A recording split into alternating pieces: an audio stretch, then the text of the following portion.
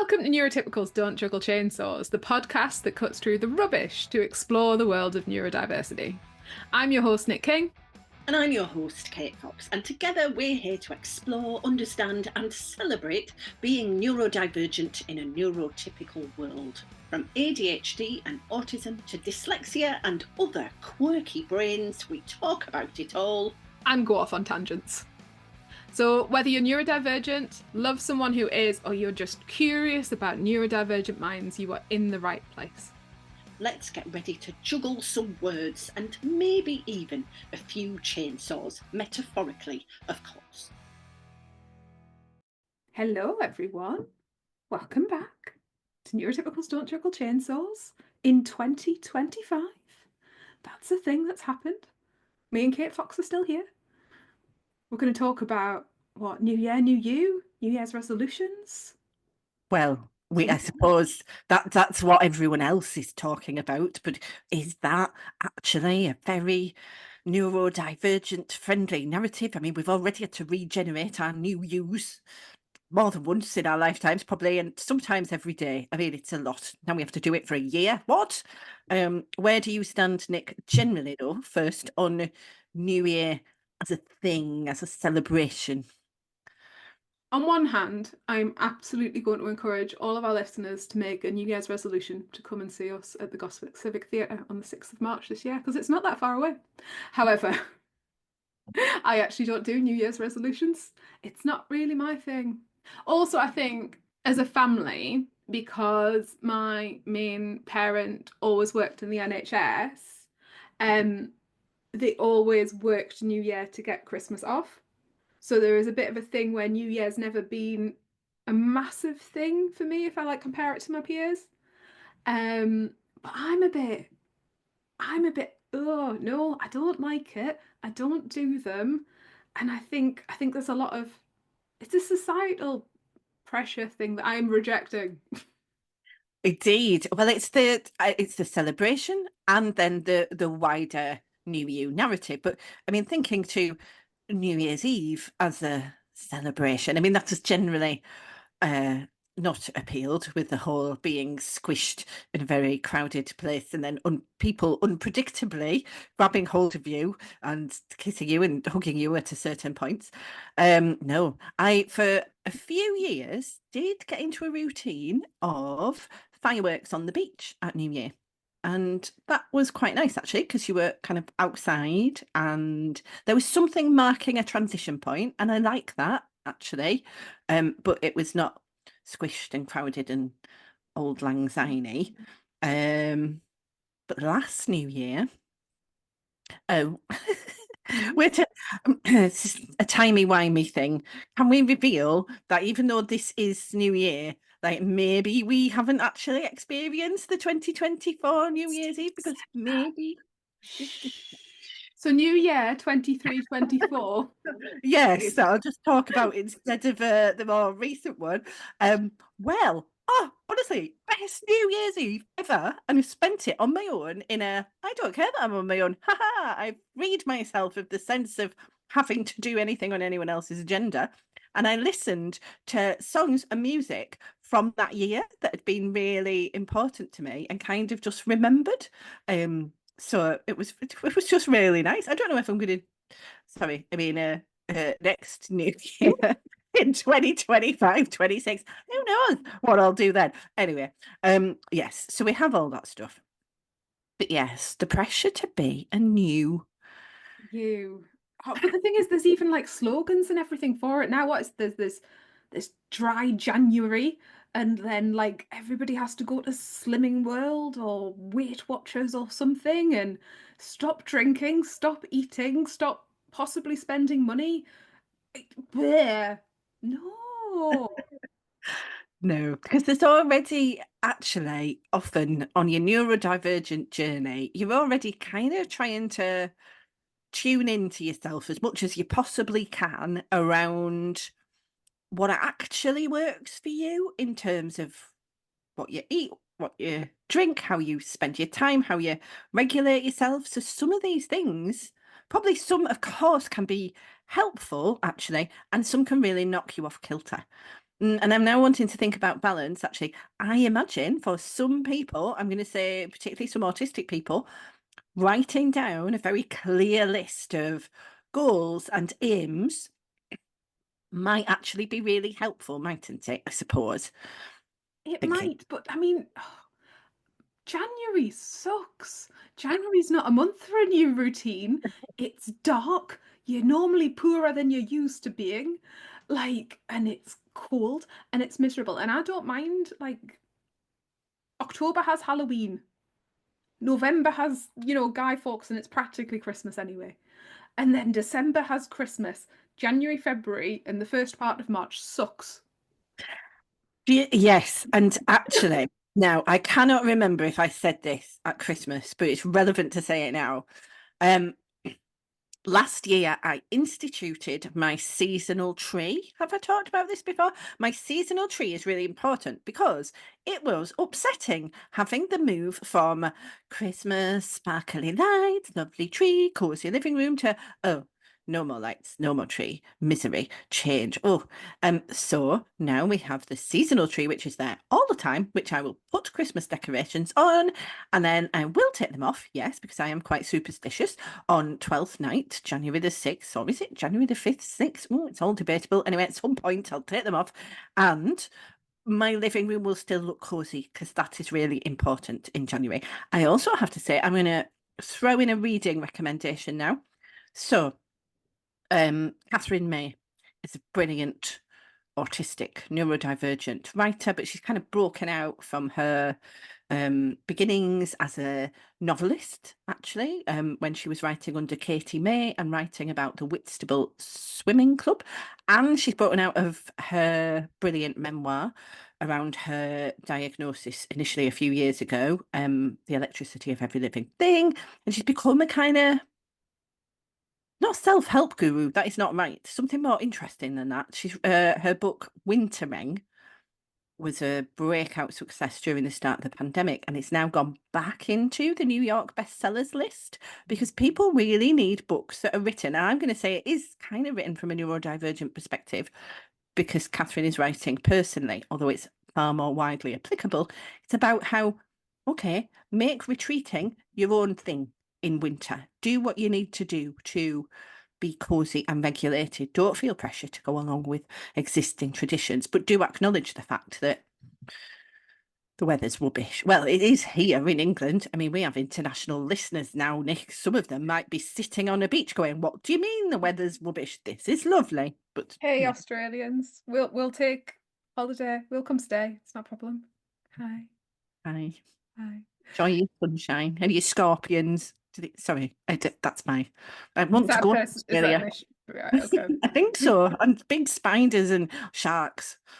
Okay, Hmm. we can definitely pick that apart in a different episode. But no, I think there is something in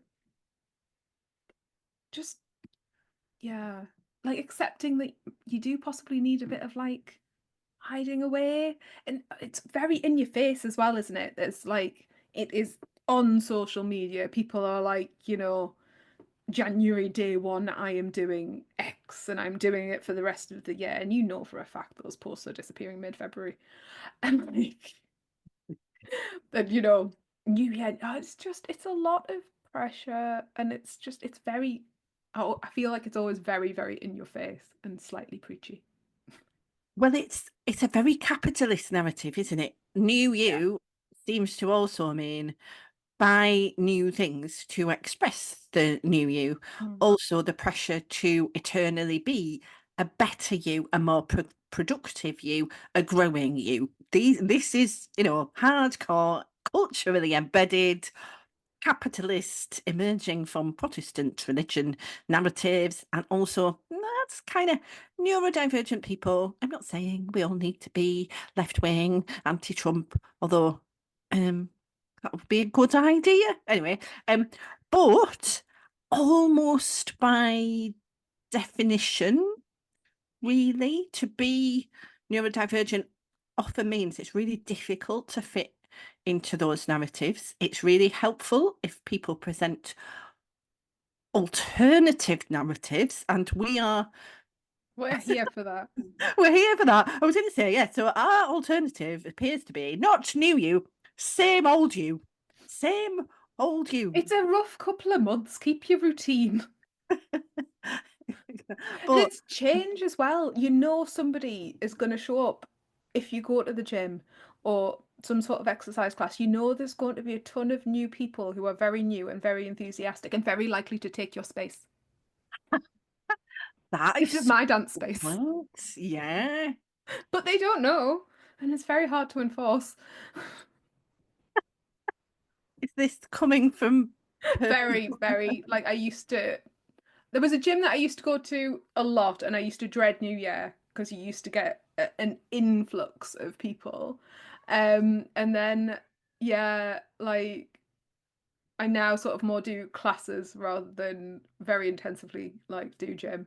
But you just, yeah, you know there's going to be a lot of new people and they're going to be there and they're going to be very enthusiastic and you're going to have to be nice, even though you're thinking my vitamin D is at an all-time low and I don't want to be. Yeah, it's kind of not taking that into account. It's a bit like that thing, and this does connect to New Year's Eve. So I'd never liked being around drunk people. I really struggle with it because I'm like, hang on, they were one sort of person, and now apparently they are a different sort of person. And all that happened in between was they had 2 glasses of baby sham or Bailey's. Bailey's. Is Bailey's still a thing? I used to actually quite like Bailey's. Anyway, um, but similarly with the new you thing, so maybe you've got used to somebody living their life in a certain way in your household, and now they've changed everything too, and their routines have suddenly changed in this new spirit of efficiency. I did used to do that. I did used to join I basically don't drink, so I've never joined Dry January. I would always do a diet. You sure? Yeah. Started on January the 2nd, if I could bear it, although the start time edged later and later each year because it was more depressing and it would go through until Valentine's Day. I'm not doing that now. Actually, I'm trying. This is not a Year's resolution. This is just my new thing that is impacted quite a lot by seasonal eating, actually. So I really like seasonal food. I love a mince pie. I love a Christmas pudding. Oh, Christmas pudding. I know some people don't like the texture of raisins and things. I love all that. And I want to comfort eat. It's winter. So historically, it's been like a bear. Is it a Coming bear? out of the cave, yes. Yeah. Well, do they store up? Oh, maybe a squirrel, They you know. do. No, Yeah. they stole. They don't. And hamsters, although that's probably just temporarily in their cheeks. Anyway, once again, our lack of botanical knowledge raises its I head. mean, to be Anyway. fair, bear facts are available from Nick. Oh, really? Oh, of course they are. No more Yes. bears. All right, give us a bear fact. And Well, I'll come back to my yeah, point. brown bears do exactly that. They eat a lot, and they go hide in a cave. And if you really want to get into it, they eat a lot of certain foods that create a plug in their colons so they don't poo while they're sleeping, and then they go out and they have a really, really big poo. But I didn't want to make that comparison in our podcast right now, but here we are, okay? I I identify with them even more. They're my spirit animal. Who knew that's what I was doing? But anyway, I'm trying to eat more intuitively now. Mm. And actually and it's part of the tuning into my body. It's part of the actually I'm going to trust that my body really does know better than outside narratives, better than my perennially masking brain. It kind of knows what I need.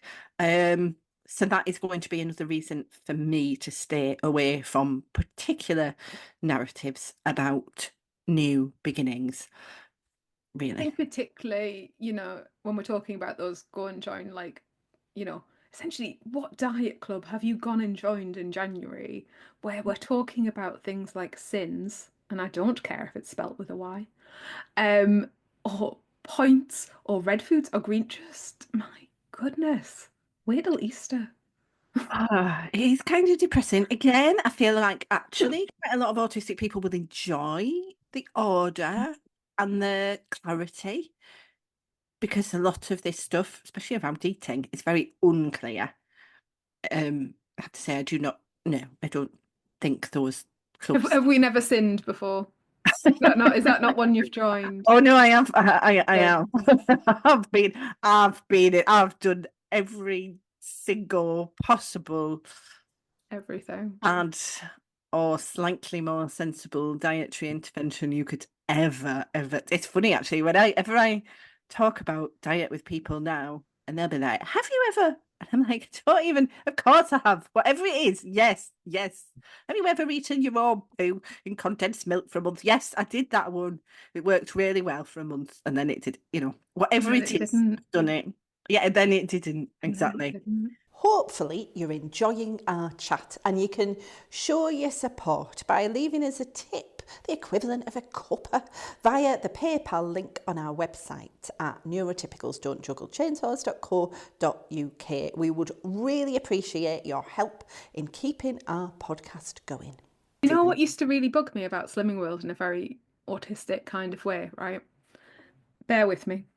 If tomatoes are a fruit and pureed tomatoes are sin-free in a tin, why is pureed fruit not sin-free and an actually incredibly high sin? Riddle me that. There doesn't need to be an answer. I don't need a ton of Slimming World reps to write in. At this point, it just really bugged me. I, I can't imagine. Yes.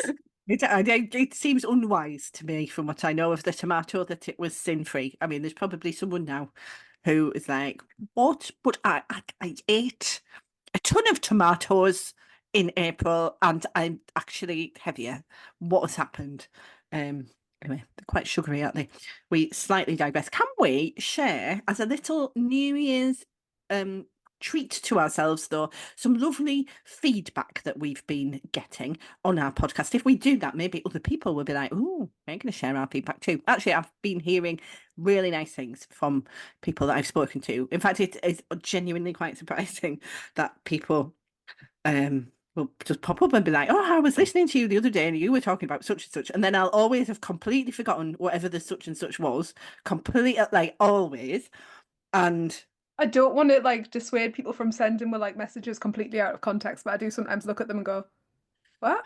And then I was like, "Oh, I remember saying that. Definitely, it was a good thing I said that. Yes, left my brain the second after it left my mouth." yes, go on. You've got a nice message. Read I it out. have got a nice message. It's I think it's quite like it's touching. And I like that we're connecting people, and I do like that people are sending me feedback, however much I'm a little bit jokey. And we get a lot of feedback about feeling like they're there with us, and yes, I like that. So this one is a friend recently recommended your podcast to me, and I want to get in touch and tell you it made me cry. Now, we're not aiming to make you cry. That's not, we don't come on here with like, let's make people cry. But like in a really apparently roll your eyes now kind of way, and they feel like somebody sees me, and it's not just like me that feels like they missed some sort of lesson on social skills or unwritten rules or organizing like your brain at school. And they said thank you and keep doing the work. So that's yeah, that was nice. That's encouraging as we go into year 2 of our podcast as well.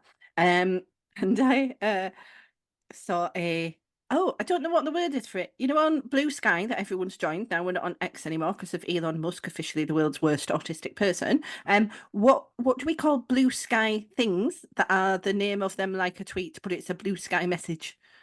Genuinely no idea Gosh, you see because that I haven't show. actually joined yet. Oh, you I am haven't not down joined. with the kids. That's why you're not tagged in this post, actually. Yes, we mentioned Probably. you, but you're not tagged in it. Anyway, so whatever you call a Blue Sky message, a cloud? No, maybe it's like, I don't know. I don't what? How do we not have the language for this? Anyway, Ian Brody said, I've been catching up on Nick King and Kate Fox's Neurotypicals Don't Juggle Chainsaws podcast, and it is equal parts informative and delightful. As basically neurotypical, it's opening up a lot of ideas to me. Oh, Ian, love that. Ian is someone that I met when I was attending comedy academic conferences. He is a folklorist and sort of comedy scholar, mainly a folklore. So his job is, weird urban myths or urban stories, or the way that people kind of create. Oh, I'm going to explain. Like stories and narratives and history passed through time and verbally rather than, yes. Exactly. And he looked at comedy as a folkloric art, actually. Anyway, that's quite a lot about you there, Ian, because mainly the thing was about your tweet or whatever it was. Thank you. He's a lovely bloke and Canadian. So again, is he having bad weather? Oh, he's probably got bears right next to him as we speak, though, hibernating in Canada, maybe. He doesn't sound basically neurotypical. I feel like I need to meet him. Exactly. Well, it's quite a niche thing to be invested in, isn't it? I mean, I don't think many. We're not allowed to go diagnosing. No, especially not from a tweet. Aren't any academics actually are any poets neurotypical or any psychiatry? Anyway, yes, we're not supposed to notice that. Or even less comment. Exactly. We're like the opposite of Radio 2, though. So Radio 2 periodically has to appeal to younger listeners so that their listeners don't all die. Well, I mean, their listeners will die because they're older, but then it's a thing. It's an actual thing. So that's why you need to bring in the younger audience ready for middle age. Exactly. Well, what we're doing, it's good. It's very timely. I mean, there's not going to be fewer neurodivergent people in the future. It's just going to be more noticing that they are. So our potential listenership expands. Although, in fact, as Ian points out, you don't have to be neurodivergent to listen. No. We're inclusive. We are. We're an equal neurotypes podcast for everybody. Definitely. Well, maybe not everybody. Okay, so yes, in summary, we like getting your messages, we like getting your feedback, and keep sending it because it's insightful and it's helpful, and it's good to know that we're on the right track. It is actually, and do you know what I would quite appreciate? Because at the moment, how we decide what topic we are going to talk about is from a list that you keep, because you're the organised one, that emerges either from moments where one of us says, "Oh, that's a podcast," or where it just comes to mind. And I have to say, I'm afraid I have disorganisedly not contributed to that list for ages. But I'm sure that you, our listener, could definitely contribute to that list. Is there anything that you wish we would talk about? Let us know. Absolutely. And we can't promise it the next week because that's not quite how we work, but it would happen in time. Timey-wimey things. Timey-wimey things indeed. I don't normally feel this. It's interesting. I feel like we've almost come to the end of saying what we need to say about New Year's Eve and New You, which is interesting. Basically no pressure. If you want to do it, do it. If you want a time period of the year where you make a list, because Nick approves of lists, and you think of new things and that you want to do, or plan out your year. You say, I'll plan out my year. That's very different. Like very, very different in my head. I have 2026 is starting to be on the list. Never mind 2025. Well, and actually maybe that does mean you might have a slightly different relationship to the beginning of the year, because you've already been thinking about this time ahead for a while. Some people just arrive. It does. And they're like, whoa, I'd only just come to terms with 2024 and you're telling me it's 2025? What? That is more like me. That's more like a particular ADHD time experience, I would say. Do you know what? I'm going to challenge you, Nick, and me, since we do actually have about 5 minutes left. So even though we're not making New Year's resolutions, right? If you were making alternative neurodivergent New Year's wishes or hopes or aspirations, is that separate to those other things? Can you think of any that you would wish for? And I'll start, so you've got some thinking time. So for me, I would like to be in more neuro-affirming spaces over the next year, and I would like to make more neuro-affirming spaces. I've been running creative writing workshops. It's gone really well. Oh, I'm going to do a plug. I didn't realise I was going to do this. Of course I should do this. I'm actually going to run some online creative writing courses which are more about accepting your neurodivergent identity. If you go to my website, katefox.co.uk, there'll be details of how you can register. Whoa, honestly, I did not plan to do that. But yes, because I've realised that these spaces, they are powerful. When you get people together in these spaces, and particularly I've found if there's a creative task, then there's a sense of acceptance, radical acceptance, and we need so much more of that still in this world. So that's a biggie for me. I like it. I'm not sure I don't know if I've got anything. I think it's so far from left field to how I am. I think if I probably needed to do anything this coming year that I don't particularly do, is to start doing aspects of my business that I really, really struggle with in more of a routine. Because there are some bits that I really just hate and get somebody else to do for me. Yes, do. Please do get someone else to do them for you. Yes. I mean, that's been honestly one of my, if I kind of looked back over the last year, one of my most transformative things was having my admin assistant through Access to Work, which means that honestly, it's even things like the creative writing courses and the self-acceptance courses. I would not have been able to think of doing something that to me feels quite ambitious like that if I didn't know that I had Niobe who could do the faffing about with setting up the Eventbrite links and doing the admin.